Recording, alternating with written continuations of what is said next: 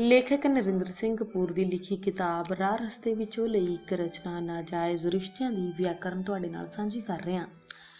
ਨਾਜਾਇਜ਼ ਰਿਸ਼ਤੇ ਪਾਲਣੇ ਉਵੇਂ ਹੀ ਨੇ ਜਿਵੇਂ ਕੋਈ ਆਪਣੇ ਘਰ ਨੂੰ ਅੱਗ ਲਾ ਕੇ ਕਿਸੇ ਹੋਰ ਦੇ ਘਰ ਰੋਸ਼ਨੀ ਕਰ ਰਿਹਾ ਹੋਵੇ, ਜਾਂ ਜਿਵੇਂ ਕੋਈ ਆਪਣਿਆਂ ਨੂੰ ਪਿਆਸੇ ਰੱਖ ਕੇ ਕਿਸੇ ਹੋਰ ਲਈ ਛਬੀਲ ਲਾ ਰਿਹਾ ਹੋਵੇ, ਜਾਂ ਜਿਵੇਂ ਕੋਈ ਪੀਂਘ ਆਪਣੇ ਵਿਹੜੇ 'ਚ ਪਾਵੇ ਅਤੇ ਹੁਲਾਰਾ ਕਿਸੇ ਹੋਰ ਪੀਂਘ ਨੂੰ ਦੇਵੇ। ਜਿਵੇਂ ਅਸਲੀ ਸਿੱਕਿਆਂ ਤੋਂ ਬਿਨਾਂ ਖੋਟੇ ਸਿੱਕੇ ਨਹੀਂ ਚੱਲਦੇ, ਉਵੇਂ ਹੀ ਨਾਜਾਇਜ਼ ਰਿਸ਼ਤੇ ਜਾਇਜ਼ ਰਿਸ਼ਤਿਆਂ ਦੀ ਆੜ 'ਚ ਹੀ ਪਲਦੇ ਨੇ। ਸਾਂਝੀ ਟੱਬਰਦਾਰੀ ਦੇ ਟੁੱਟਣ ਨਾਲ ਰਿਸ਼ਤਿਆਂ ਸੰਬੰਧੀ ਨਿਗਰਾਨੀ ਘਟ ਗਈ ਹੈ ਅਤੇ ਲਾਪਰਵਾਹੀ ਅਤੇ ਗੈਰ ਜ਼ਿੰਮੇਵਾਰੀ ਵੱਧ ਗਈ ਹੈ।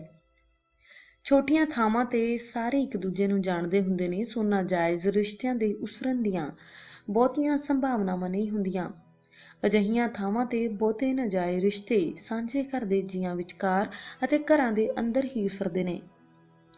ਹੁਣ ਜੀਵਨ ਦਾ ਸ਼ਹਿਰੀਕਰਨ ਹੋਣ ਕਾਰਨ ਪਿੰਡ ਕਸਬੇ ਅਤੇ ਕਸਬੇ ਸ਼ਹਿਰ ਬਣ ਗਏ ਨੇ, ਸੋ ਨਾਜਾਇਜ਼ ਰਿਸ਼ਤੇ ਪਾਲਣ ਲਈ ਸ਼ਹਿਰਾਂ 'ਚ ਸਾਰੀਆਂ ਸਹੂਲਤਾਂ ਸਹਿਜੇ ਹੀ ਪ੍ਰਾਪਤ ਹੋ ਜਾਂਦੀਆਂ ਨੇ।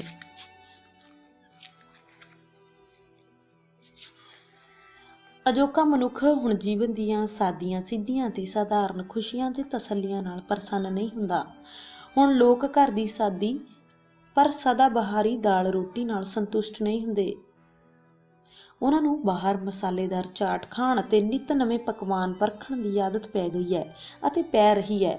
ਸੰਚਾਰ ਅਤੇ ਆਵਾਜਾਈ ਦੇ ਨਵੇਂ ਸਾਧਨ ਨਾਜਾਇਜ਼ ਰਿਸ਼ਤਿਆਂ ਦੇ ਉਸਾਰਨ 'ਚ ਸਹਾਈ ਹੋ ਰਹੇ ਨੇ। ਭਾਰਤ ਜਿਹੇ ਦੇਸ਼ 'ਚ ਪ੍ਰੇਮੀ ਜਾਂ ਪ੍ਰੇਮਿਕਾ ਨੂੰ ਖੁੱਲ੍ਹਮ ਖੁੱਲ੍ਹਾ ਪਿਆਰ ਕਰਨਾ ਸੌਖਾ ਨਹੀਂ। ਪ੍ਰੇਮ ਹੋ ਜਾਣ ਦੀ ਸਥਿਤੀ 'ਚ ਸ਼ਬਦਾਂ ਨਾਲੋਂ ਸੰਕੇਤ ਵਧੇਰੇ ਮਹੱਤਵਪੂਰਨ ਹੋ ਜਾਂਦੇ ਨੇ। ਹੁਣ ਜਦੋਂ ਪੁਰਸ਼ਾਂ ਅਤੇ ਇਸਤਰੀਆਂ ਦੋਵਾਂ ਦਾ ਘਰੋਂ ਬਾਹਰ ਰਹਿਣ ਦਾ ਸਮਾਂ ਵੱਧ ਰਿਹਾ ਹੈ, ਉਹਨਾਂ ਦੇ ਆਪਸ 'ਚ ਬਾਹਰ ਮਿਲਣ ਦੀਆਂ ਸੰਭਾਵਨਾਵਾਂ ਅਤੇ ਅਵਸਰ ਵੀ ਵੱਧ ਰਹੇ ਨੇ। ਅਜੋਕੇ ਮਨੁੱਖ ਕੋਲ ਸਾਧਨ ਹੀ ਨਹੀਂ ਵੱਧ ਰਹੇ, ਉਸ ਕੋਲ ਸਭ ਕੁਝ ਵਿਉਂਤਣ ਦੀ ਯੋਗਤਾ ਵੀ ਵੱਧ ਗਈ ਹੈ। ਇਸ ਬਦਲੀ ਹੋਈ ਹਾਲਤ ਦਾ ਹੀ ਨਤੀਜਾ ਹੈ ਕਿ ਹੁਣ ਹਰ ਕੋਈ ਕਿਸੇ ਹੋਰ ਨੂੰ ਉਡੀਕ ਰਿਹਾ ਹੈ। ਟਿੱਬੇ ਟੋਇਆਂ ਨੂੰ ਅਤੇ ਟੋਏ ਟਿੱਬਿਆਂ ਨੂੰ ਲੱਭ ਰਹੇ ਨੇ। ਇਸ ਸੰਸਾਰ 'ਚ ਕਿਸੇ ਨੂੰ ਕਦੇ ਵੀ ਸੰਪੂਰਨ ਜਹਾਨ ਨਹੀਂ ਮਿਲਦਾ। ਕਈਆਂ ਨੂੰ ਤੀਰ ਮਿਲ ਜਾਂਦਾ ਹੈ, ਕਮਾਨ ਨਹੀਂ ਮਿਲਦੀ। ਜ਼ਮੀਨ ਮਿਲ ਜਾਂਦੀ ਹੈ ਪਰ ਅਸਮਾਨ ਨਹੀਂ ਮਿਲਦਾ। ਇਸਤਰੀ ਚਾਹੁੰਦੀ ਹੈ ਕਿ ਉਸਦੇ ਗੁਣਾਂ ਦੀ ਕਦਰ ਹੋਵੇ, ਪਰ ਲੋਕ ਉਸਦੇ ਸਰੀਰ ਤੋਂ ਅੱਗੇ ਵੇਖਦੇ ਹੀ ਨਹੀਂ। ਇਸਤਰੀ ਲਈ ਬੇਜੋੜ ਵਿਆਹ ਦਾ ਸੰਤਾਪ ਉਹ ਜਿਹਾ ਹੀ ਹੁੰਦਾ ਹੈ ਜਿਹੋ ਜਿਹਾ ਸੰਤਾਪ ਪੁਰਸ਼ ਨੂੰ ਆਪਣੀ ਕੱਚੀ ਨੌਕਰੀ 'ਚ ਹੰਢਾਉਣਾ ਪੈਂਦਾ ਹੈ। ਨਾਜਾਇਜ਼ ਰਿਸ਼ਤੇ ਵਾਸਤਵ 'ਚ ਰਹਿ ਗਈਆਂ ਘਾਟਾਂ ਨੂੰ ਪੂਰਨ ਦਾ ਹੀ ਇੱਕ ਪ੍ਰਕਾਰ ਦਾ ਉਪਰਾਲਾ ਹੁੰਦੇ ਨੇ, ਜਿਨ੍ਹਾਂ ਰਾਹੀਂ ਹਾਰ ਨੂੰ ਜਿੱਤ ਅਤੇ ਅਸਫਲਤਾ ਨੂੰ ਪ੍ਰਾਪਤੀ 'ਚ ਉਲਥਾਉਣ ਦਾ ਯਤਨ ਕੀਤਾ ਜਾਂਦਾ ਹੈ। ਇਹ ਯਤਨ ਇੱਕ ਯਤਨ ਹੀ ਰਹਿੰਦਾ ਹੈ, ਕਿਉਂਕਿ ਅਜਿਹੇ ਯਤਨ 'ਚੋਂ ਕਿਆਸੀ ਹੋਈ ਤਸੱਲੀ ਨਹੀਂ ਮਿਲਦੀ। ਨਾਜਾਇਜ਼ ਰਿਸ਼ਤੇ ਦੇ ਮੁੱਢ 'ਚ ਇਸਤਰੀ ਅਤੇ ਪੁਰਸ਼ ਦੋਹਾਂ 'ਚ ਜਿੱਤ ਦੀ ਭਾਵਨਾ ਜਾਗਦੀ ਹੈ। ਹਉਮੈ ਪ੍ਰਫੁੱਲਤ ਹੁੰਦੀ ਹੈ ਤੇ ਵੱਡੀ ਪ੍ਰਾਪਤੀ ਅਤੇ ਸਫਲਤਾ ਦਾ ਭਰਮ ਉਪਜਦਾ ਹੈ, ਜਿਹੜਾ ਸਮੇਂ ਦੇ ਬੀਤਣ ਨਾਲ ਸੁੰਗੜਦਾ ਹੀ ਨਹੀਂ ਸਗੋਂ ਫਿੱਕਾ ਵੀ ਪੈ ਜਾਂਦਾ ਹੈ। ਨਾਜਾਇਜ਼ ਰਿਸ਼ਤੇ ਮਾਣ ਕਰਨ ਯੋਗ ਅਤੇ ਹੰਢਣਸਾਰ ਨਹੀਂ ਹੁੰਦੇ। ਜਿਹੜੇ ਇਸਤਰੀਆਂ ਅਤੇ ਪੁਰਸ਼ ਵਿਆਹ ਤੋਂ ਪਹਿਲਾਂ ਆਪਣੇ ਪਰਿਵਾਰ ਨਾਲ ਧੋਖਾ ਕਰਦੇ ਨੇ, ਉਹ ਵਿਆਹ ਉਪਰੰਤ ਵੀ ਧੋਖੇ ਵਾਲੀ ਹੀ ਵਿਧੀ ਅਪਣਾਉਂਦੇ ਨੇ। ਜਿਨ੍ਹਾਂ ਨੂੰ ਛੋਟੀ ਉਮਰ ਵਿੱਚ ਹੀ ਚਲਾਕੀਆਂ, ਚੁਸਤੀਆਂ ਅਤੇ ਹੇਰਾਫੇਰੀ ਦੀਆਂ ਆਦਤਾਂ ਪੈ ਜਾਂਦੀਆਂ ਨੇ, ਵਿਆਹ ਉਪਰੰਤ ਉਹਨਾਂ ਦੀਆਂ ਅਜਿਹੀਆਂ ਆਦਤਾਂ ਹੋਰ ਨਵੇਂ ਰੂਪ ਧਾਰ ਲੈਂਦੀਆਂ ਨੇ। ਧੋਖੇਬਾਜ਼ ਦਾ ਵਿਹਾਰ ਉਹਨਾਂ ਪ੍ਰਤੀ ਵੀ ਧੋਖੇ ਵਾਲਾ ਹੁੰਦਾ ਹੈ, ਜਿਨ੍ਹਾਂ ਪ੍ਰਤੀ ਵਫਾਦਾਰੀ ਦੀ ਉਸ ਤੋਂ ਸਭ ਤੋਂ ਵੱਧ ਆਸ ਕੀਤੀ ਜਾਂਦੀ ਹੈ। ਜਿਵੇਂ ਨਸ਼ਿਆਂ ਤੋਂ ਥੁੜੇ ਹੋਏ ਇੱਕ ਪੁੱਤਰ ਨੇ ਆਪਣੀ ਮਾਂ ਨੂੰ ਕਿਹਾ ਕਿ ਉਸਦੇ ਕਾਂਟੇ ਮੈਲੇ ਲੱਗਦੇ ਨੇ, ਉਹ ਲਾ ਦੇਵੇ ਤਾਂ ਜੋ ਉਹ ਧੋ ਦੇਵੇ। ਧੋਣ ਦੇ ਭੱਜ ਉਸਨੇ ਕੈਂਚੀ ਨਾਲ ਥੋੜ੍ਹਾ ਜਿਹਾ ਸੋਨਾ ਲਾ ਲਿਆ। ਨਾਜਾਇਜ਼ ਰਿਸ਼ਤਿਆਂ ਵਿੱਚ ਵੀ ਇਵੇਂ ਹੀ ਵਾਪਰਦਾ ਹੈ। ਜੇ ਕਿਸੇ ਦੀ ਕਲਪਨਾ ਕੁਰਾਹੇ ਪਈ ਹੋਈ ਹੈ ਤਾਂ ਉਸਦੀ ਸੋਚਣੀ ਵੀ ਦਿਸ਼ਾਹੀਣ ਅਤੇ ਆਪਣੀ ਚੂਲ ਤੋਂ ਉਖੜੀ ਹੋਈ ਹੋਵੇਗੀ। ਆਪਣੀ ਸੋਚਣੀ ਨੂੰ ਟਿਕਾਣੇ ਰੱਖਣ ਲਈ ਨਾ ਕੇਵਲ ਉੱਚੇ ਆਦਰਸ਼ਾਂ ਅਤੇ ਉਦੇਸ਼ਾਂ ਦੀ ਲੋੜ ਹੁੰਦੀ ਹੈ, ਸਗੋਂ ਆਪਣੀ ਮੈਂ ਨੂੰ ਵੀ ਕਾਬੂ ਵਿੱਚ ਰੱਖਣਾ ਹੁੰਦਾ ਹੈ। ਜਿਹੋ ਜਿਹੇ ਸਾਡੇ ਵਿਚਾਰ ਹੁੰਦੇ ਨੇ, ਉਹੋ ਜਿਹੀ ਸਾਡੀ ਮੈਂ ਹੁੰਦੀ ਹੈ। ਜਿਹੋ ਜਿਹੀ ਸਾਡੀ ਮੈਂ ਹੁੰਦੀ ਹੈ, ਉਹੋ ਜਿਹਾ ਸਾਡਾ ਸੰਸਾਰ ਹੁੰਦਾ ਹੈ। ਜੇ ਮਨ ਚਿੱਤ ਟਿਕਾਣੇ ਨਾ ਹੋਵੇ ਤਾਂ ਚੰਨ ਤਾਰੇ ਵੀ ਇੰਜ ਦਿਸਦੇ ਨੇ ਜਿਵੇਂ ਘਬਰਾਏ ਹੋਏ ਇੱਧਰ ਉੱਧਰ ਦੌੜ ਰਹੇ ਹੋਣ। ਆਪਣੀ ਸੋਚ ਨੂੰ ਟਿਕਾਣੇ ਰੱਖੇ ਬਿਨਾਂ ਰਿਸ਼ਤਿਆਂ ਵਿੱਚ ਨਿੱਘ ਨਹੀਂ ਉਪਜਾਇਆ ਜਾ ਸਕਦਾ। ਨਾਜਾਇਜ਼ ਰਿਸ਼ਤੇ ਸਰੀਰਾਂ ਦੀ ਠੰਡੀ ਸੰਗਮਰਮਰ ਵਿੱਚ ਨਿੱਘ ਉਪਜਾਉਣ ਦਾ ਵਿਅਰਥ ਉਪਰਾਲਾ ਹੁੰਦੇ ਨੇ। ਹਰ ਸਮਾਜ ਵਿੱਚ ਨਾਜਾਇਜ਼ ਰਿਸ਼ਤੇ ਇੱਕ ਸਰੀਰ ਵੱਲੋਂ ਦੂਜੇ ਸਰੀਰ ਦੀ ਸਰੀਰਕ ਸੇਵਾ ਤੋਂ ਅੱਗੇ ਨਹੀਂ ਜਾਂਦੇ। ਇਹਨਾਂ ਰਿਸ਼ਤਿਆਂ ਦਾ ਕੋਈ ਨਾਂ ਨਹੀਂ ਹੁੰਦਾ। ਅਸੀਂ ਘਰ ਵਿੱਚ ਹੀ ਭੋਜਨ ਨੂੰ ਸਹਿਜ ਨਾਲ ਖਾਂਦੇ ਹਾਂ। ਘਰ ਤੋਂ ਬਾਹਰ ਕਿਧਰੇ ਵੀ ਭੋਜਨ ਖਾਣ ਸਮੇਂ ਅਸੀਂ ਤੇਜ਼ੀ ਨਾਲ ਅਤੇ ਕਾਹਲੀ ਨਾਲ ਖਾਂਦੇ ਹਾਂ। ਇਵੇਂ ਹੀ ਨਾਜਾਇਜ਼ ਰਿਸ਼ਤਿਆਂ ਨਾਲ ਵਾਪਰਦਾ ਹੈ। ਇਹਨਾਂ ਰਿਸ਼ਤਿਆਂ ਦੀ ਟੋਰ ਸਹਿਜ ਨਹੀਂ ਹੁੰਦੀ। ਦੋਵੇਂ ਧਿਰਾਂ ਇੱਕ ਦੂਜੇ ਨੂੰ ਲੁੱਟਣ ਦੀ ਕਾਹਲ ਵਿੱਚ ਅਤੇ ਜਿੱਤਣ ਦੇ ਭਰਮ ਵਿੱਚ ਹਾਰਦੀਆਂ ਜਾਂਦੀਆਂ ਨੇ। ਵੇਖਿਆ ਗਿਆ ਕਿ ਨਾਜਾਇਜ਼ ਰਿਸ਼ਤਿਆਂ ਦੀ ਸ਼ਿੱਦਤ ਦਾ ਕਾਰਜਕਾਲ 6 ਮਹੀਨਿਆਂ ਤੋਂ ਵੱਧ ਨਹੀਂ ਹੁੰਦਾ। ਇਸ ਉਪਰੰਤ ਰਿਸ਼ਤਿਆਂ ਨੂੰ ਜੀਵਿਆ ਨਹੀਂ ਜਾਂਦਾ, ਵਾਧੂ ਬੋਝ ਵਾਂਗ ਢੋਇਆ ਜਾਂਦਾ ਹੈ ਅਤੇ ਉਤਸ਼ਾਹ ਦੀ ਥਾਂ ਅਕੇਵਾਂ ਪਸਰਨ ਲੱਗ ਪੈਂਦਾ ਹੈ। ਪ੍ਰਸ਼ਨ ਉੱਠਦਾ ਹੈ ਕਿ ਨਾਜਾਇਜ਼ ਰਿਸ਼ਤੇ ਉਸਰਦੇ ਕਿਉਂ ਨੇ? ਕਈ ਉੱਤਰ ਦਿੱਤੇ ਜਾ ਸਕਦੇ ਨੇ, ਪਰ ਬੁਨਿਆਦੀ ਕਾਰਨ ਇਹ ਹੈ ਕਿ ਸਮਾਜ ਦੀ ਉਸਾਰੀ ਮਨੁੱਖ ਦੇ ਖੁੱਲ੍ਹੇ ਵਿਹਾਰ ਤੇ ਰੋਕਾਂ ਲਾ ਕੇ ਕੀਤੀ ਗਈ ਹੈ। ਰੋਕਾਂ ਕਾਰਨ ਮਨੁੱਖ ਵਿੱਚੋਂ ਬਾਗੀ ਰੁਚੀ ਪੂਰੀ ਤਰ੍ਹਾਂ ਖਾਰਜ ਨਹੀਂ ਹੁੰਦੀ। ਸਮਾਜਿਕ ਨਿਯਮਾਂ ਨੂੰ ਉਲੰਘ ਕੇ ਜਾਂ ਨਸ਼ਿਆਂ ਦਾ ਰਾਹ ਅਪਣਾ ਕੇ ਮਨੁੱਖ ਸਮਾਜ ਦੇ ਉਸਰਨ ਤੋਂ ਪਹਿਲਾਂ ਦੇ ਬੰਧਨ ਮੁਕਤ ਵਾਤਾਵਰਣ ਵਿੱਚ ਵਿਚਰਨਾ ਚਾਹੁੰਦਾ ਹੈ। ਇਹ ਹਰ ਸਮਾਜ ਦੇ ਮਨੁੱਖ ਦੀ ਸਦੀਵੀ ਸਮੱਸਿਆ ਹੈ। ਜਿਉਂ-ਜਿਉਂ ਮਨੁੱਖ ਦੇ ਦਿਮਾਗ ਦਾ ਵਿਕਾਸ ਹੁੰਦਾ ਗਿਆ, ਤਿਉਂ-ਤਿਉਂ ਕੰਮ ਕੀਤੇ ਵੀ ਬਦਲਦੇ ਗਏ ਨੇ ਅਤੇ ਮਨੁੱਖ ਦੇ ਬਾਗੀ ਵਿਹਾਰ ਦੇ ਪ੍ਰਗਟਾਵੇ ਵੀ ਬਦਲਦੇ ਗਏ ਨੇ, ਕਿਉਂਕਿ ਸਮਾਜ ਦੀਆਂ ਸਭ ਤੋਂ ਵਧੇਰੇ ਅਤੇ ਸਭ ਤੋਂ ਵੱਧ ਕਰੜੀਆਂ ਰੋਕਾਂ ਉਸ ਦੇ ਸੰਭੋਗੀ ਸੰਬੰਧਾਂ ਬਾਰੇ ਹਨ।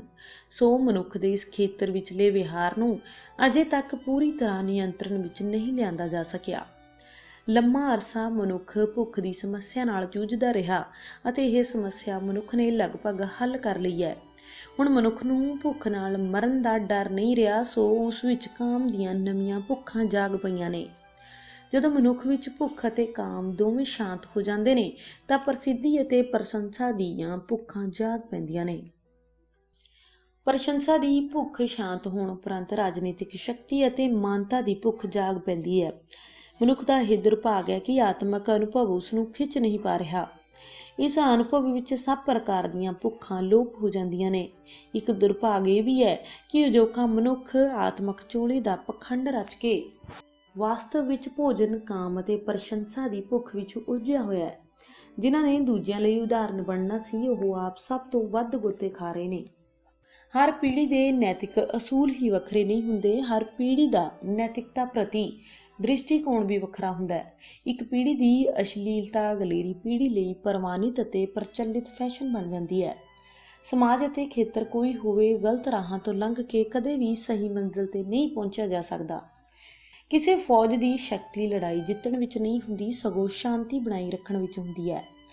ਪਤੀ ਪਤਨੀ ਦੀ ਸ਼ਕਤੀ ਨਵੇਂ ਰਿਸ਼ਤੇ ਉਸਾਰਨ ਵਿੱਚ ਨਹੀਂ ਹੁੰਦੀ, ਸਗੋਂ ਆਪਸੀ ਰਿਸ਼ਤੇ ਨੂੰ ਹੋਰ ਡੂੰਘਾ ਅਤੇ ਵਿਸ਼ਾਲ ਕਰਨ ਵਿੱਚ ਹੁੰਦੀ ਹੈ। ਸੁੱਖ ਤਾਂ ਸਾਨੂੰ ਉਦੋਂ ਮਿਲਦਾ ਹੈ ਜਦੋਂ ਸਾਨੂੰ ਸਮਝਣ ਵਾਲਾ ਕੋਈ ਮਿਲ ਜਾਂਦਾ ਹੈ, ਜਿਸ ਦੀ ਹਾਜ਼ਰੀ ਵਿੱਚ ਅਸੀਂ ਆਪਣੇ ਆਪ ਨੂੰ ਆਜ਼ਾਦ ਸਮਝਦੇ ਹਾਂ। ਆਜ਼ਾਦੀ ਦੀਆਂ ਕੁਝ ਪਾਬੰਦੀਆਂ ਹੁੰਦੀਆਂ ਨੇ। ਜਿਹੜੇ ਇਹਨਾਂ ਪਾਬੰਦੀਆਂ ਨੂੰ ਅਪਣਾ ਲੈਂਦੇ ਨੇ, ਸਹੀ ਅਰਥਾਂ ਵਿੱਚ ਉਹੀ ਆਜ਼ਾਦ ਹੁੰਦੇ ਨੇ। ਸਾਡਾ ਸਮਾਜ ਹੁਣ ਵਿਆਹ ਤੋਂ ਪਹਿਲਾਂ ਅਣਵਿਆਹੀਆਂ ਦੋਵੇਂ ਧਿਰਾਂ ਦੇ ਸਬੰਧਾਂ ਨੂੰ ਕਿਸੇ ਹੱਦ ਤੱਕ ਸਵੀਕਾਰ ਕਰਨ ਲੱਗ ਪਿਆ ਹੈ। ਪਰ ਵਿਆਹ ਉਪਰੰਤ ਵਿਆਹ ਤੋਂ ਬਾਹਰੇ ਸਬੰਧ ਭਾਵੇਂ ਪ੍ਰਚਲਿਤ ਹੋ ਗਏ ਨੇ, ਪਰ ਇਹਨਾਂ ਦੀ ਪ੍ਰਵਾਨਗੀ ਅਜੇ ਪ੍ਰਚਲਿਤ ਨਹੀਂ ਹੋਈ। ਕੋਈ ਸਬੰਧ ਨਾਜਾਇਜ਼ ਬਣਦਾ ਹੀ ਤਾਂ ਹੈ ਜੇ ਉਸਦੇ ਸਮਾਨਾਂਤਰ ਜਾਇਜ਼ ਸਬੰਧ ਵੀ ਕਿਸੇ ਨਾਲ ਪ੍ਰਤੱਖ ਹੋਵੇ। ਨਾਜਾਇਜ਼ ਸਬੰਧਾਂ ਦੀ ਪ੍ਰਵਾਨਗੀ ਨਾ ਮਿਲਣ ਦਾ ਕਾਰਨ ਇਹ ਹੈ ਕਿ ਅਜਿਹੇ ਸਬੰਧ ਜਾਇਜ਼ ਸਬੰਧਾਂ ਲਈ ਖਤਰਾ ਅਤੇ ਸੰਕਟ ਉਪਜਾਉਂਦੇ ਨੇ ਅਤੇ ਅਕਸਰ ਤਲਾਕ ਦੇ ਮੁਕੱਦਮੇ ਦਾ ਰੂਪ ਧਾਰ ਲੈਂਦੇ ਨੇ। ਨਾਜਾਇਜ਼ ਸਬੰਧਾਂ ਦਾ ਇੱਕ ਪੱਖ ਇਹ ਵੀ ਹੈ ਕਿ ਇਹ ਪਤੀ ਪਤਨੀ ਦੇ ਜਾਇਜ਼ ਸਬੰਧਾਂ ਦੇ ਵਿਪਰੀਤ ਜ਼ਿੰਮੇਵਾਰੀ ਦੀ ਭਾਵਨਾਵਾਂ ਤੋਂ ਮੁਕਤ ਹੁੰਦੇ ਨੇ। ਸਮਾਜ ਵਿੱਚ ਵੇਸਵਾਪੁਣੇ ਦੀ ਨਿੰਦਾ ਵੀ ਇਸੇ ਆਧਾਰ 'ਤੇ ਹੁੰਦੀ ਹੈ ਕਿ ਵੇਸਵਾਪੁਣੇ ਵਿੱਚ ਸੰਭੋਗ ਦਾ ਉਦੇਸ਼ ਸੰਤਾਨ ਪ੍ਰਾਪਤੀ ਨਹੀਂ ਹੁੰਦਾ ਅਤੇ ਨਾ ਹੀ ਇਹ ਰਿਸ਼ਤਾ ਜ਼ਿੰਮੇਵਾਰੀ ਦੀ ਭਾਵਨਾ ਤੋਂ ਪ੍ਰੇਰਿਤ ਹੁੰਦਾ ਹੈ। ਨਾਜਾਇਜ਼ ਸਬੰਧਾਂ ਦੀ ਨਿੰਦਾ ਵੀ ਇਸੇ ਆਧਾਰ 'ਤੇ ਹੁੰਦੀ ਹੈ ਕਿਉਂਕਿ ਇਹ ਜਾਇਜ਼ ਸਬੰਧਾਂ ਲਈ ਨਾ ਕੇਵਲ ਸੰਕਟ ਉਸਾਰਦੇ ਨੇ, ਸਗੋਂ ਜਾਇਜ਼ ਸਬੰਧਾਂ ਦੇ ਮਹੱਤਵ ਨੂੰ ਵੀ ਘਟਾਉਂਦੇ ਨੇ। ਵੇਖਿਆ ਗਿਆ ਕਿ ਜਿਵੇਂ ਜਿਵੇਂ ਨਾਜਾਇਜ਼ ਸਬੰਧ ਉਸਰਦੇ ਨੇ, ਤਿਉਂ-ਤਿਉਂ ਉਹਨਾਂ ਵਿੱਚ ਅਤੇ ਉਹਨਾਂ ਕਾਰਨ ਭੈੜੇ ਅਤੇ ਅਪ੍ਰਵਾਨਿਤ ਵਿਹਾਰ ਦੀਆਂ ਨਵੀਆਂ ਵੰਨਗੀਆਂ ਵੀ ਉੱਭਰਦੀਆਂ ਨੇ।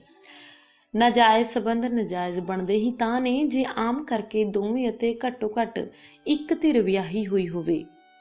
ਨਾਜਾਇਜ਼ ਸੰਬੰਧ ਉਸਰਨ ਦੀ ਸਥਿਤੀ ਵਿੱਚ ਇੱਕ ਇਸਤਰੀ ਦੇ ਨਾਜਾਇਜ਼ ਸੰਬੰਧ ਕਿਸੇ ਇੱਕ ਪੁਰਸ਼ ਤੱਕ ਜਾਂ ਕਿਸੇ ਪੁਰਸ਼ ਦੇ ਨਾਜਾਇਜ਼ ਸੰਬੰਧ ਕਿਸੇ ਇੱਕ ਇਸਤਰੀ ਤੱਕ ਸੀਮਿਤ ਨਹੀਂ ਰਹਿੰਦੇ।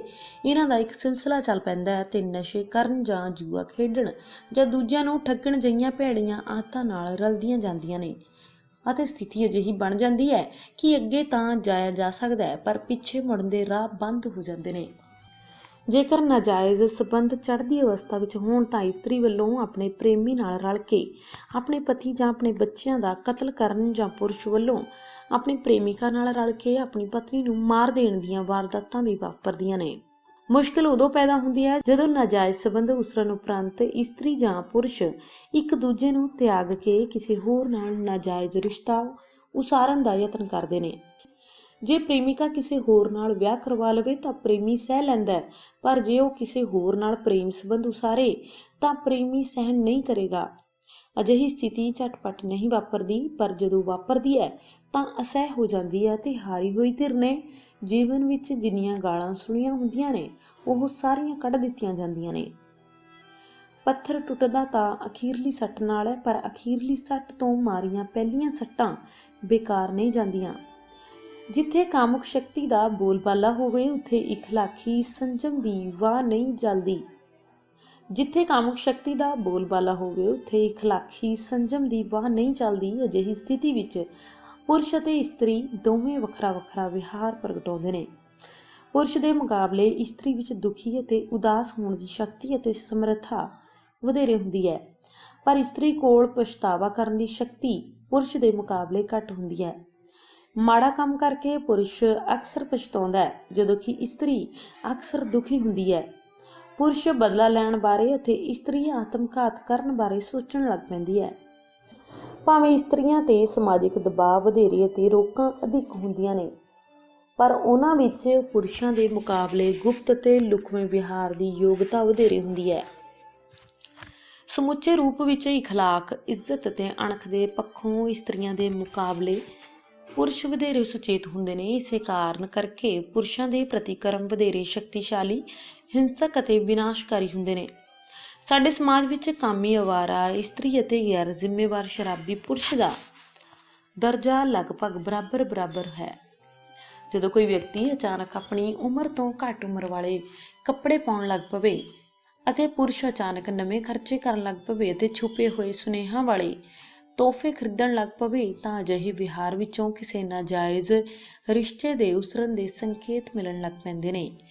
ਇਸਤਰੀਆਂ ਪੁਰਸ਼ਾਂ ਦੇ ਮੇਲ-ਜੋਲ ਦੀਆਂ ਸੰਭਾਵਨਾਵਾਂ ਵਧਣ ਕਰਕੇ ਨਾਜਾਇਜ਼ ਰਿਸ਼ਤੇ ਉਸਰਨ ਦੇ ਅਵਸਰ ਵੱਧ ਗਏ ਨੇ।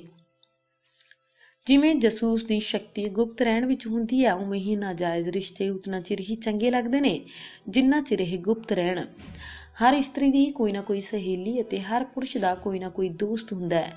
ਨਾਜਾਇਜ਼ ਸੰਬੰਧ ਉਸਾਰੇ ਤਾਂ ਆਪਣੀ ਹਿੰਮਤ ਨਾਲ ਜਾਂਦੇ ਨੇ, ਪਰ ਉਸਰਨ ਉਪਰੰਤ ਸਹੇਲੀ ਜਾਂ ਦੋਸਤ ਦੀਆਂ ਸੇਵਾਵਾਂ ਸੰਬੰਧਾਂ ਨੂੰ ਬਣਾਈ ਰੱਖਣ ਲਈ ਵਰਤੀਆਂ ਜਾਂਦੀਆਂ ਨੇ।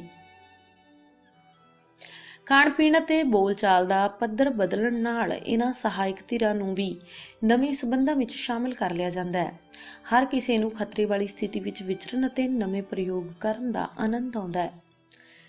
ਜਿਵੇਂ ਭੋਜਨ ਵਿੱਚ ਚਟਨੀ, ਅਚਾਰ ਜਾਂ ਪਾਪੜ ਦੀ ਲੋੜ ਤਾਂ ਹੀ ਪੈਂਦੀ ਹੈ ਜਦੋਂ ਸਾਦਾ ਭੋਜਨ ਸਾਨੂੰ ਪ੍ਰਭਾਵਿਤ ਨਹੀਂ ਕਰਦਾ, ਇਵੇਂ ਹੀ ਜਦੋਂ ਸਧਾਰਨ ਅਤੇ ਦੁਹਰਾਉਵਾਦੀ ਸੰਬੰਧਾਂ ਵਿੱਚ ਖਿੱਚ ਨਹੀਂ ਰਹਿੰਦੀ ਤਾਂ ਹੀ ਨਵੇਂ ਸੰਬੰਧ ਉਸਾਰਨ ਦੀ ਲਾਲਸਾ ਉਪਜਦੀ ਹੈ।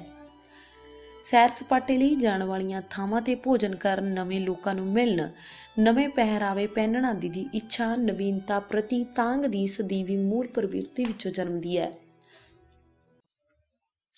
ਉਦਾਹਰਨ ਵਜੋਂ ਜਿਹੜੀ ਇਸਤਰੀ ਦੁਪਹਿਰੇ 2 ਵਜੇ ਤੱਕ ਨਹਾਉਂਦੀ ਹੀ ਨਹੀਂ ਜਾਂ ਜਿਹੜਾ ਪੁਰਸ਼ ਘਰ ਵੱਲ ਧਿਆਨ ਹੀ ਨਹੀਂ ਦਿੰਦਾ, ਉੱਥੇ ਇੱਕ ਦੂਜੇ ਪ੍ਰਤੀ ਉਪਰਾਮਤਾ ਉਪਜਣੀ ਸੁਭਾਵਿਕ ਹੈ।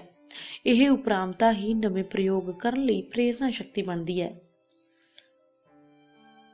ਅਜੋਕੀਆਂ ਸਾਰੀਆਂ ਫਿਲਮਾਂ, ਟੈਲੀਵਿਜ਼ਨ ਪ੍ਰੋਗਰਾਮਾਂ ਅਤੇ ਸਾਹਿਤਕ ਕਿਰਤਾਂ ਆਦਿ ਲਈ ਜਾਇਜ਼ ਸੰਬੰਧ ਕੋਈ ਅਰਥ ਨਹੀਂ ਰੱਖਦੇ। ਇਹਨਾਂ ਪ੍ਰੋਗਰਾਮਾਂ ਅਤੇ ਕਿਰਤਾਂ ਦਾ ਵਿਸ਼ਾ ਅਸਾਧਾਰਨ ਜਾਂ ਨਾਜਾਇਜ਼ ਸੰਬੰਧ ਹੀ ਹੋ ਸਕਦੇ ਨੇ। ਸਧਾਰਨ ਵਿਅਕਤੀ ਲਈ ਵੀ ਸਧਾਰਨ ਗੱਲਾਂ ਦਿਲਚਸਪ ਨਹੀਂ ਰਹੀਆਂ। ਲੋਕ ਪੜ੍ਹ ਲਿਖ ਕੇ ਜਟਿਲ ਅਤੇ ਗੁੰਝਲਦਾਰ ਹੋ ਗਏ ਨੇ। ਉਹਨਾਂ ਨੂੰ ਜੀਵਨ ਦੀਆਂ ਸਧਾਰਨ ਖੁਸ਼ੀਆਂ ਵਿੱਚੋਂ ਤਸੱਲੀ ਨਹੀਂ ਮਿਲਦੀ। ਉਹ ਗੁੰਝਲਦਾਰ ਹੋਏ ਬਿਨਾਂ ਪ੍ਰਸੰਨ ਨਹੀਂ ਹੁੰਦੇ। ਨਾਜਾਇਜ਼ ਰਿਸ਼ਤਿਆਂ ਦੀਆਂ ਗੁੰਝਲਾਂ ਬਾਰੇ ਪੜ੍ਹਨਾ ਅਤੇ ਅਜਿਹੇ ਰਿਸ਼ਤਿਆਂ ਨੂੰ ਉਸਾਰਨਾ ਇੱਕ ਪ੍ਰਕਾਰ ਦਾ ਖੇਡ ਵਰਗਾ ਮਨ ਪਰਚਾਵਾ ਬਣ ਗਿਆ ਹੈ। ਜੇ ਵਿਸ਼ਾਲ ਦ੍ਰਿਸ਼ਟੀ ਨਾਲ ਵੇਖਿਆ ਜਾਵੇ ਤਾਂ ਕੁਦਰਤ ਕੇਵਲ ਇੱਕ ਹੀ ਰਿਸ਼ਤੇ, ਇਸਤਰੀ ਪੁਰਸ਼ ਜਾਂ ਨਰ ਮਾਦਾ ਦੇ ਰਿਸ਼ਤੇ ਨੂੰ ਹੀ ਪਛਾਣਦੀ ਹੈ। ਬਾਕੀ ਸਾਰੇ ਰਿਸ਼ਤੇ ਸਮਾਜ ਵੱਲੋਂ ਉਸਾਰੇ ਗਏ ਨੇ। ਅਤ੍ਰਿਪਤ ਮਨੁੱਖ ਕੁਦਰਤੀ ਰਿਸ਼ਤੇ ਲਈ ਤਾਂਘਦਾ ਹੈ, ਕਿਉਂਕਿ ਸਮਾਜਿਕ ਰਿਸ਼ਤੇ ਉਸ ਲਈ ਬੋਝ ਬਣ ਜਾਂਦੇ ਨੇ।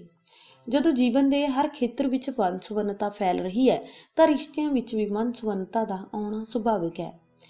ਗਰਭ ਨਿਰੋਧਕ ਵਿਧੀਆਂ ਨੇ ਵੀ ਨਾਜਾਇਜ਼ ਰਿਸ਼ਤਿਆਂ ਦੀ ਉਸਾਰੀ ਨੂੰ ਉਤਸ਼ਾਹ ਦਿੱਤਾ ਹੈ ਅਤੇ ਵਿਗਿਆਨ ਦੇ ਪ੍ਰਭਾਵ ਅਧੀਨ ਹਰ ਵਿਅਕਤੀ ਵਿੱਚ ਨਵੇਂ-ਨਵੇਂ ਪ੍ਰਯੋਗ ਕਰਨ ਦੀ ਵੀ ਬਿਰਤੀ ਬਲਵਾਨ ਹੋਈ ਹੈ। ਹਰ ਕਿਸੇ ਦੀ ਮੁੱਢਲੀ ਦਿਲਚਸਪੀ ਆਪਣੇ ਸਰੀਰ ਵਿੱਚ ਹੀ ਹੁੰਦੀ ਹੈ, ਸੋ ਉਸ ਵਿੱਚ ਆਪਣੇ ਸਰੀਰ ਨੂੰ ਦੂਜਿਆਂ ਦੇ ਸਰੀਰ ਨਾਲ ਮਾਪਣਾ ਤੋਲਣਾ ਨਾ ਕੇਵਲ ਖਿੱਚ ਪਾਉਂਦਾ ਹੈ, ਸਗੋਂ ਇਹ ਯਤਨ ਨਵੇਂ ਅਨੁਭਵ ਪ੍ਰਾਪਤ ਕਰਨ ਵਿੱਚ ਵੀ ਸਹਾਈ ਹੁੰਦਾ ਹੈ। ਜਦੋਂ ਕਿਸੇ ਕੋਲ ਨਵੇਂ ਅਨੁਭਵ ਇਕੱਤਰ ਹੋ ਜਾਂਦੇ ਨੇ ਤਾਂ ਹੀ ਉਹ ਕਲਾਕਾਰ ਜਾਂ ਕਵੀ ਜਾਂ ਸਾਹਿਤਕਾਰ ਬਣਦਾ ਹੈ। ਹਰ ਕਿਸੇ ਵਿੱਚ ਕਲਾਕਾਰ ਬਣਨ ਦੀ ਸੁਭਾਵਿਕ ਇੱਛਾ ਹੁੰਦੀ ਹੈ। ਕਲਾ ਜਾਂ ਸਾਹਿਤ ਦੀ ਦ੍ਰਿਸ਼ਟੀ ਤੋਂ ਇੱਕ ਪੁਰਸ਼ ਇੱਕ ਇਸਤਰੀ ਦੇ ਪਤੀ ਪਤਨੀ ਵਾਲੇ ਸੰਬੰਧ ਕਲਾ ਦੇ ਵਿਕਾਸ ਲਈ ਰੁਕਾਵਟ ਬਣ ਜਾਂਦੇ ਨੇ।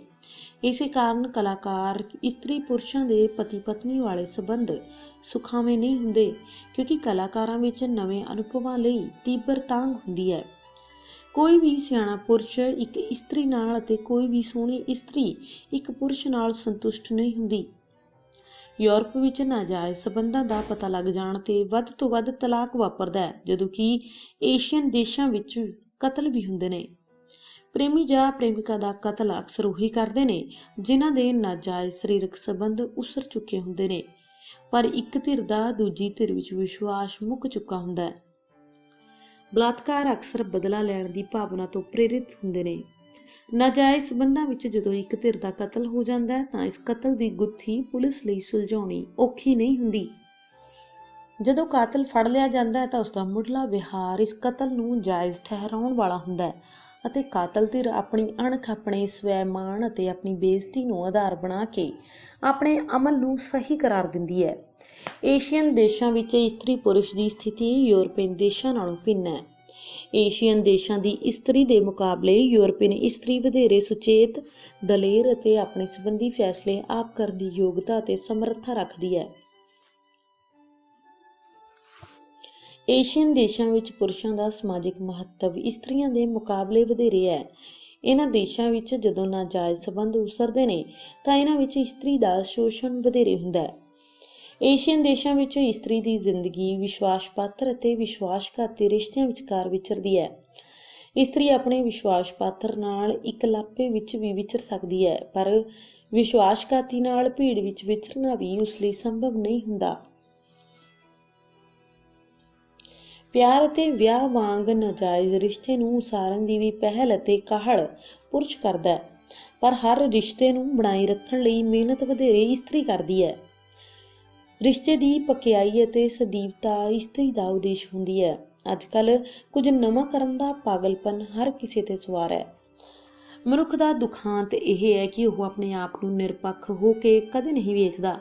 ਕੋਈ ਵਿਅਕਤੀ ਜਿੰਨਾ ਵਧੇਰੇ ਬੇਈਮਾਨ ਹੁੰਦਾ ਹੈ, ਉਸ ਦੀ ਉਨੇ ਹੀ ਵਧੇਰੇ ਇੱਛਾ ਹੁੰਦੀ ਹੈ ਕਿ ਉਸ ਦੀ ਪਤਨੀ ਇਮਾਨਦਾਰ ਅਤੇ ਸੁਹਿਰਦ ਹੋਵੇ। ਕਿਸੇ ਹੋਰ ਨੂੰ ਜਿੱਤਣ ਦੀ ਭਾਵਨਾ ਵਾਲਾ ਵਿਅਕਤੀ ਅੰਦਰੋਂ ਕਿਧਰੇ ਪਹਿਲਾਂ ਹੀ ਹਾਰਿਆ ਹੋਇਆ ਹੁੰਦਾ ਹੈ। ਕਿਸੇ ਨੇ ਪੁੱਛਿਆ ਹੈ ਕੀ ਲੱਭਦਾ ਹੈ ਇਹਨਾਂ ਨਾਜਾਇਜ਼ ਸੰਬੰਧਾਂ ਵਿੱਚੋਂ? ਉੱਤਰ ਦਿੱਤਾ ਜਾ ਸਕਦਾ ਹੈ ਕੀ ਲੱਭਦਾ ਹੈ ਬੱਚੇ ਨੂੰ ਸ਼ਰਾਰਤਾਂ ਕਰਕੇ, ਕੀ ਲੱਭਦਾ ਹੈ ਸਮਾਜਿਕ ਨਿਯਮਾਂ ਨੂੰ ਉਲੰਘਣ ਨਾਲ, ਕੀ ਲੱਭਦਾ ਹੈ ਸ਼ਰਾਬੀ ਨੂੰ ਸ਼ਰਾਬ ਵਿੱਚੋਂ, ਜੂਏਬਾਜ਼ ਨੂੰ ਜੂਏ ਵਿੱਚੋਂ, ਸਮਗਲਰ ਨੂੰ ਸਮਗਲਿੰਗ ਵਿੱਚੋਂ। ਸਪਸ਼ਟ ਹੈ ਕਿ ਮਨੁੱਖ ਦੀਆਂ ਅੰਤਰੀਮ ਤਾਂਘਾਂ ਦੇ ਉੱਤਰ ਤਾਰਕਿਕ ਮੁਹਾਵਰੇ ਵਿੱਚ ਨਹੀਂ ਦਿੱਤੇ ਜਾ ਸਕਦੇ। ਜਦੋਂ ਤਾਂਘਾਂ ਵਿਵੇਕ ਤੋਂ ਵਧੇਰੇ ਸ਼ਕਤੀਸ਼ਾਲੀ ਹੋ ਜਾਂਦੀਆਂ ਨੇ ਤਾਂ ਇਹ ਆਪਣਾ ਨਿਵੇਕਲਾ ਤਰਕ ਸਿਰਜ ਲੈਂਦੀਆਂ ਨੇ। ਮਨੁੱਖ ਦਾ ਕਾਮੁਕ ਵਿਹਾਰ ਮਨੁੱਖ ਦੀ ਬੁੱਧੀ ਦੇ ਅਧੀਨ ਨਹੀਂ ਹੈ। ਹਰ ਬੈਂਕ ਤੋਂ ਇੱਕੋ ਪ੍ਰਕਾਰ ਦੇ ਨੋਟ ਮਿਲਦੇ ਨੇ। ਅੰਤਰ ਨੋਟਾਂ ਵਿੱਚ ਨਹੀਂ ਹੁੰਦਾ, ਬੈਂਕ ਵਿੱਚ ਹੁੰਦਾ ਹੈ। ਅਸੀਂ ਬਦਲ ਕੇ ਕੱਪੜੇ ਕਿਉਂ ਪਾਉਂਦੇ ਹਾਂ? ਆਨੰਦ ਕੱਪੜਿਆਂ ਵਿੱਚ ਨਹੀਂ ਹੁੰਦਾ, ਬਦਲ ਕੇ ਪਾਉਣ ਵਿੱਚ ਹੁੰਦਾ ਹੈ। ਪਹਿਲਾਂ ਮਨੁੱਖ ਤੇ ਸਮਾਜਿਕ ਦਬਾਅ ਵਧੇਰੇ ਸਨ। ਚੰਗੇ ਅਤੇ ਮਾੜੇ ਵਿਹਾਰ ਦੀ ਵੰਡ ਸਪਸ਼ਟ ਸੀ। ਸਮਾਜ ਛੋਟਾ ਸੀ, ਰਿਸ਼ਤੇ ਸਪਸ਼ਟ ਸਨ। ਨੈਤਿਕ ਨੇਮ ਕਰੜੇ ਸਨ ਜਿਹੜੇ ਨਾਜਾਇਜ਼ ਰਿਸ਼ਤਿਆਂ ਨੂੰ ਰੋਕਦੇ ਸਨ। ਹੁਣ ਆਰਥਿਕ ਸ਼ਕਤੀ ਵਧਣ ਕਾਰਨ ਸਮਾਜਿਕ ਅਪਰਵਾਨਗੀ ਦਾ ਡਰ ਨਹੀਂ ਰਿਹਾ। ਸੋ ਸਾਡੇ ਵਿਹਾਰ ਵਿੱਚ ਵੀ ਲਾਪਰਵਾਹੀ ਆ ਗਈ ਹੈ। ਜਦੋਂ ਇੱਕ ਡਾਕਟਰ ਸਿਗਰਟ ਪੀਂਦਾ ਹੈ ਤਾਂ ਇਹ ਸਿਆਣਪ ਵਿਹੂਣੇ ਗਿਆਨ ਦੀ ਇੱਕ ਉਦਾਹਰਨ ਬਣ ਜਾਂਦੀ ਹੈ, ਕਿਉਂਕਿ ਜਿਨ੍ਹਾਂ ਨੇ ਦੂਜਿਆਂ ਲਈ ਉਦਾਹਰਨਾਂ ਸਿਰਜਣੀਆਂ ਨੇ ਉਹ ਆਪ ਕੁਰਾਹੇ ਪਏ ਹੋਏ ਨੇ। ਕਸ਼ਟ ਉਹਨਾਂ ਕੰਮਾਂ ਦੇ ਹੀ ਹੁੰਦੇ ਨੇ ਜਿਨ੍ਹਾਂ ਨੂੰ ਸਮਾਜ ਪ੍ਰਵਾਨਗੀ ਦੀ ਦ੍ਰਿਸ਼ਟੀ ਨਾਲ ਨਹੀਂ ਵੇਖਦਾ। ਪਰ ਹੁਣ ਤਾਂ ਕਿਸੇ ਨੂੰ ਸਮਾਜ ਦੀ ਪਰਵਾਹ ਹੀ ਨਹੀਂ। ਵਪਾਰ ਦੀ ਦ੍ਰਿਸ਼ਟੀ ਤੋਂ ਜਾਇਜ਼ ਸਬੰਧਾਂ ਦੇ ਮੁਕਾਬਲੇ ਨਾਜਾਇਜ਼ ਸਬੰਧ ਵਧੇਰੇ ਲਾਭਕਾਰੀ ਨੇ। ਕਈ ਕੈਫੇ, ਹੋਟਲ, ਸਿਨੇਮੇ ਅਤੇ ਥਾਵਾਂ ਅਜਿਹੀਆਂ ਨੇ ਜਿਹੜੀਆਂ ਨਾਜਾਇਜ਼ ਸਬੰਧਾਂ ਦੇ ਸੰਦਰਭ ਵਿੱਚ ਹੀ ਸਾਰਥਕ ਨੇ। ਹੁਣ ਅੱਕ ਦੇ ਬੀਜਾਂ ਨੂੰ ਪਿੱਪਲਾਂ ਦੇ ਸੁਪਨੇ ਆਉਣ ਲੱਗ ਪਏ ਨੇ। ਅਜੋਕੇ ਸਮਾਜ ਵਿੱਚ ਨੋਟਾਂ ਦੀ ਗਿਣਤੀ ਅਤੇ ਗਰਮੀ ਵੱਧ ਗਈ ਹੈ। ਜਜ਼ਬਾਤਾਂ ਅਤੇ ਅਹਿਸਾਸਾਂ ਦਾ ਨਿੱਘ ਨਹੀਂ ਰਿਹਾ। ਟੈਲੀਵਿਜ਼ਨ ਨੇ ਇਸ਼ਤਰੀ ਨੂੰ ਉਭਾਰਿਆ ਹੀ ਨਹੀਂ, ਉਸ ਨੂੰ ਚੰਗੇ ਅਤੇ ਮਾੜੇ ਦੋਵਾਂ ਢੰਗਾਂ ਨਾਲ ਆਪਾ ਪ੍ਰਗਟਾਉਣ ਦੇ ਅਵਸਰ ਵੀ ਦਿੱਤੇ ਨੇ। ਰਿਸ਼ਤੇ ਕੱਪੜਿਆਂ ਵਾਂਗ ਹੋ ਗਏ ਨੇ। ਫੈਸ਼ਨ ਪੁਰਾਣਾ ਹੋ ਜਾਂਦਾ ਹੈ, ਇਹ ਸਾਂਭੇ ਤਾਂ ਜਾਂਦੇ ਨੇ, ਪਹਿਨੇ ਨਹੀਂ ਜਾਂਦੇ। ਕਈ ਕੱਪੜੇ ਭਾਰੇ ਅਤੇ ਪੁਰਾਣੇ ਪ੍ਰਤੀਤ ਹੋਣ ਲੱਗ ਪੈਂਦੇ ਨੇ। ਕੱਚੇ ਘੜਿਆਂ ਵਿੱਚ ਪੱਕੇ ਰਿਸ਼ਤਿਆਂ ਨੂੰ ਚੁੱਕਣ ਦੀ ਸਮਰੱਥਾ ਨਹੀਂ ਹੁੰਦੀ। ਇਸਤਰੀ ਦੇ ਗਿਲੇ ਸ਼ਿਕਵੇ ਵੱਧ ਗਏ ਨੇ। ਜਿਵੇਂ ਸਰੀਰ ਨਾਪਣ ਵਾਲੇ ਕਈ ਮਿਲਦੇ ਨੇ, ਰੂਹ ਨੂੰ ਤੋਲਣ ਵਾਲਾ ਕੋਈ ਨਹੀਂ ਮਿਲਦਾ। ਇਨਸਾਨੀ ਜਾਮਾ ਤਾਂ ਮਿਲਿਆ ਪਰ ਔਰਤ ਦਾ ਮਿਲਿਆ। ਅਸੀਂ ਸਾਰੇ ਆਪਣੇ ਆਪਣੇ ਸਰੀਰਾਂ ਵਿੱਚ ਉਮਰ ਕੈਦ ਭੁਗਤ ਰਹੇ ਹਾਂ ਅਤੇ ਆਪਣੇ ਸਰੀਰਾਂ ਦੀ ਸੁਰੰਗ ਵਿੱਚ ਸ਼ੋਰ ਪਾ ਰਹੇ ਹਾਂ। ਵਿਛੋੜੇ ਦਾ ਡਰ ਸਾਰੇ ਬੰਧਨ ਪ੍ਰਵਾਨ ਕਰਵਾਉਂਦਾ ਹੈ, ਪਰ ਸ਼ਿਕਵੇ ਸ਼ਿਕਾਇਤਾਂ ਕਿਸੇ ਦੀਆਂ ਨਹੀਂ ਮੁੱਕਦੀਆਂ। ਇਸਤਰੀ ਕਹਿੰਦੀ ਹੈ, ਮੈਨੂੰ ਰੁੱਖ ਦੀ ਨਹੀਂ ਛਾਂ ਦੀ ਲੋੜ ਹੈ। ਰੁੱਖ ਤਾਂ ਮੇਰੇ ਵਿਹੜੇ ਵਿੱਚ ਵੀ ਹੈ, ਪਰ ਉਸਦੀ ਛਾਂ ਨਹੀਂ ਹੈ। ਮੈਨੂੰ ਫੁੱਲਾਂ ਦੀ ਨਹੀਂ ਖੁਸ਼ਬੂ ਦੀ ਲੋੜ ਹੈ। ਫੁੱਲ ਤਾਂ ਪਲਾਸਟਿਕ ਦੇ ਵੀ ਮਿਲ ਜਾਂਦੇ ਨੇ। ਮੈਨੂੰ ਮਰਦ ਦੀ ਨਹੀਂ ਹਮਦਰਦ ਦੀ ਲੋੜ ਹੈ। ਪਰ ਹਰ ਹਮਦਰਦ ਅੰਤ ਵਿੱਚ ਮਰਦ ਹੋ ਨਿਬੜਦਾ ਹੈ। ਘਰ ਬਾਰੇ ਇਸਤਰੀ ਕਹਿੰਦੀ ਹੈ, ਦੂਰੋਂ ਉਹ ਥਾਂ ਘਰ ਵਾਂਗ ਨਜ਼ਰ ਆਉਂਦੀ ਸੀ, ਨੇੜੇ ਜਾ ਕੇ ਵੇਖਿਆ ਤਾਂ ਕੇਵਲ ਚਾਰ ਦੀਵਾਰੀ ਹੀ ਸੀ। ਹੁਣ ਜਦੋਂ ਰਿਸ਼ਤਿਆਂ ਦੀ ਵਿਆਕਰਨ ਵਿੱਚ ਕਿਸੇ ਦੀ ਦਿਲਚਸਪੀ ਨਹੀਂ ਰਹੀ, ਹਰ ਕੋਈ ਅੱਖਾਂ ਦੇ ਬੋਝੇ ਵਿੱਚੋਂ ਸੁਪਨੇ ਚੋਰੀ ਹੋ ਜਾਣ ਦੀ ਦੁਹਾਈ ਪਾ ਰਿਹਾ ਤੇ ਲੁੱਟੇ ਜਾਣ ਤੇ ਲੁੱਟਣ ਦੀ ਬੋਲੀ ਵਿੱਚ ਬੋਲ ਰਿਹਾ। ਸਾਡੀ ਸਮੁੱਚੀ ਸਮਾਜਿਕ ਉਸਾਰੀ, ਸਾਡੇ ਰਿਸ਼ਤਿਆਂ ਦੀ ਪਵਿੱਤਰਤਾ ਆਦਿ ਦੀ ਉਸਾਰੀ ਗਰੀਬ ਆਰਥਿਕਤਾ ਦੇ ਸੰਦਰਭ ਵਿੱਚ ਹੋਈ ਹੈ। ਹੁਣ ਖੁਸ਼ਹਾਲੀ ਕਾਰਨ ਜਦੋਂ ਆਰਥਿਕਤਾ ਦਾ ਆਧਾਰ ਬਦਲ ਗਿਆ ਤਾਂ ਰਿਸ਼ਤਿਆਂ ਦੀ ਰਵਾਇਤੀ ਪਵਿੱਤਰਤਾ ਬਣਾਈ ਰੱਖਣੀ ਚੜ੍ਹੀ ਆਉਂਦੀ ਪਰਿਵਰਤਨ ਦੀ ਹਨੇਰੀ ਸਾਹਮਣੇ ਲਗਭਗ ਅਸੰਭਵ ਹੋ ਗਈ ਹੈ। ਸਥਿਤੀ ਦੀ ਗੰਭੀਰਤਾ ਨੂੰ ਗੰਭੀਰਤਾ ਨਾਲ ਸਮਝਣ ਦੀ ਲੋੜ ਹੈ। ਸਥਿਤੀ ਬੜੀ ਗੰਭੀਰ ਹੈ। ਗੰਭੀਰ ਉਪਰਾਲੇ ਕੀਤੇ ਬਿਨਾਂ ਸਥਿਤੀ ਵਿੱਚ ਕਿਸੇ ਕਿਸਮ ਦਾ ਸੁਧਾਰ ਨਹੀਂ ਵਾਪਰੇਗਾ। ਖੋਟੇ ਸਿੱਕਿਆਂ ਨਾਲ ਲੰਮਾ ਅਰਸਾ ਗੁਜ਼ਾਰਾ ਨਹੀਂ ਕੀਤਾ ਜਾ ਸਕਦਾ।